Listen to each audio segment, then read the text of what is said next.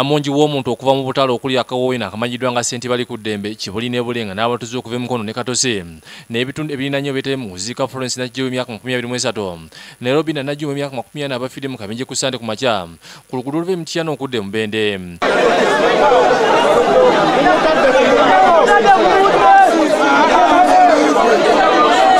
Bano baziikidwa ku kyalo Kikuuta mu Ggombolo Entenjeru mu disitulikiti y'e Mukono. Ekisinze okukabya abakungubazi kwe kutegeezebwa nti Najjoba abadde n'olubuto. Florence abadde mukozi. Florence abadde atetenkanya ng'omulala yenna bw'ali. Wafiiridde Florence alese abaana babiri. Ekyennaku yafudde Florence muzito. Tulina ebiwundu bingi naye Mukama yatuwa ate era yatujjako.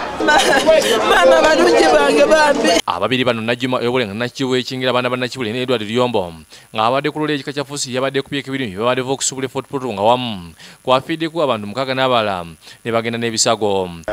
Bagita propeller shaft yekutuse ku mmotoka nga yambuka awo neeremera driver nagwa wansi olwanti nabafa.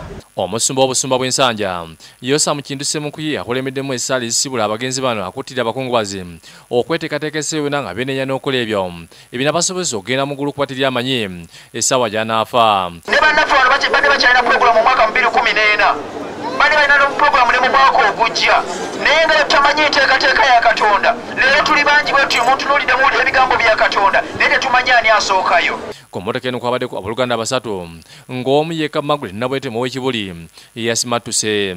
Kale n'emmotoka yatabuka neva neemulemerera negwa netuze negaki nensuula bweti nevaana. Abantu boogedde ku bagenzi ng'adde abakazi abakakalukanye. Abakadde babayisiddwa bubi bano be babadde babayimirizaamu nga babaleetera emirimu ne bakola ne bafunamu kyebafunyemu. Obulanga okuzika kugenda mu maaso abavubuka bagambibwa okuva mu kibuga bakkira bakola effujjo ekiremesezza abantu okuziika ng'ekivuddemu kubadde okugobagana misinde.